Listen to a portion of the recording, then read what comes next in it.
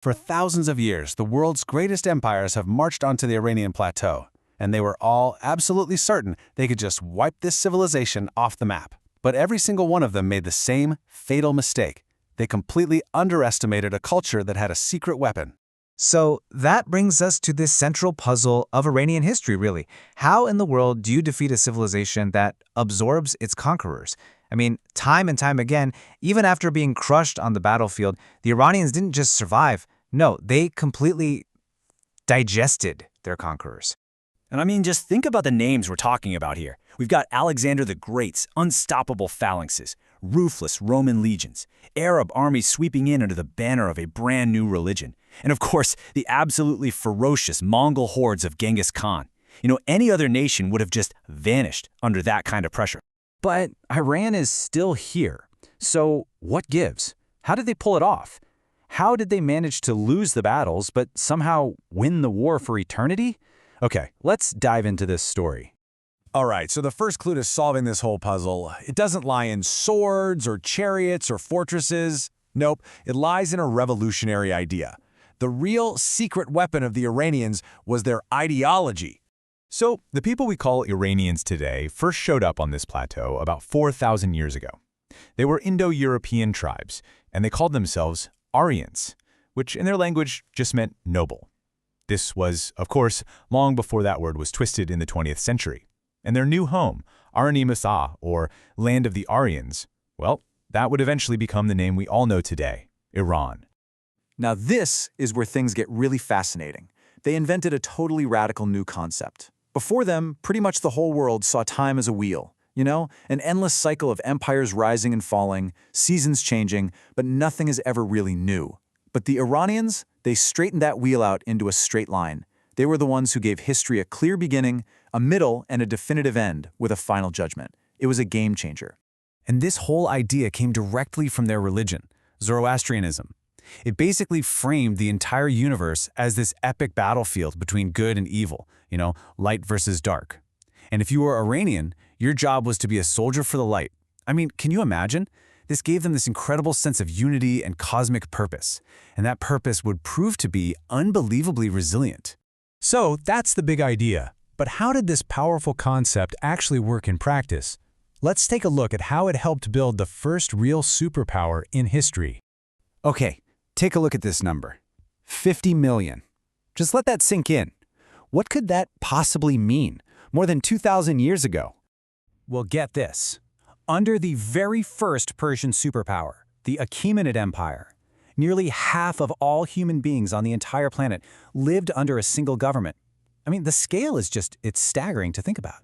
So, how on earth did they manage an empire that huge? Well, they weren't just brilliant conquerors, they were master administrators.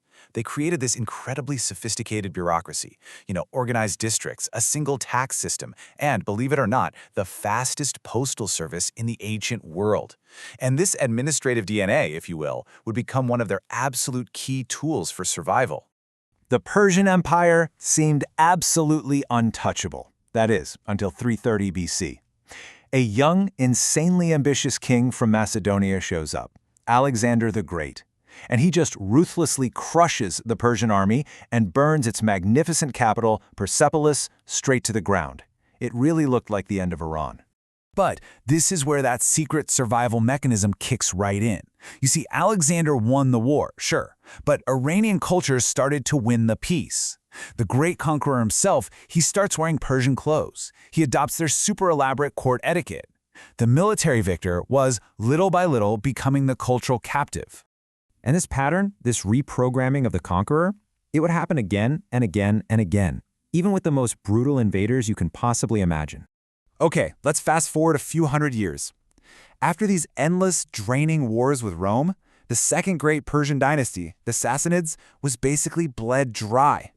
And then, in the 7th century, a new, totally unprecedented force storms out of the Arabian Peninsula, the Arab Caliphate.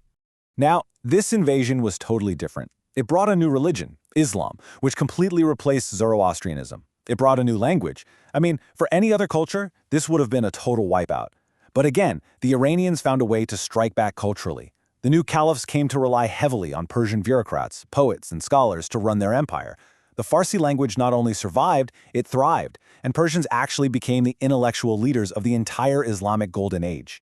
And then, in the 13th century, a true apocalypse arrived. The Mongols. These guys didn't just conquer. They slaughtered entire cities. They destroyed irrigation systems that were 1,000 years old.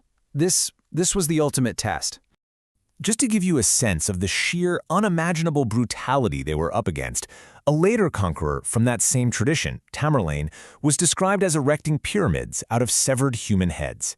It just seemed impossible that their culture could survive this time. But then, the incredible happened, again. Within just a few generations, these nomadic conquerors, they convert to Islam. They adopt the Persian language for their own state. They start building these grandiose Persian mosques. They become the single greatest funders of Persian art, architecture, and science. They literally went from destroyers to the ultimate patrons. The Iranian cultural code had completely, utterly reprogrammed its most fearsome invaders ever. Now, this ancient story of resilience has this really fascinating modern chapter, and it's one that plays out in the very name of the country itself. So by the 20th century, Iran was getting carved up by colonial powers. To the west, it was always Persia, a name that brought to mind fairy tales and exotic carpets. But in 1935, the leader, Reza Shah, sent a message to the entire world. Stop calling us Persia. Call us by our real name, the one we've been using for thousands of years, Iran. This wasn't just a name change. It was a powerful political statement. It was them saying, we are not your fantasy land. We are a modern nation. And this created the paradox we're still living with today. You know, in the global imagination, Persia has become this romantic, mythical past, full of poetry and grand empires.